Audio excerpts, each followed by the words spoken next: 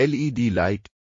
हमारा आज का मौजू है एम मंगला चैनल पर खुश आमदीद। एक ऐसी एलईडी लाइट बनाना हम आपको सिखाएंगे जो आप एक बार बना लें वो कभी खराब नहीं होगी। एलईडी हमेशा ज्यादा करंट मिलने की वजह से खराब होती है।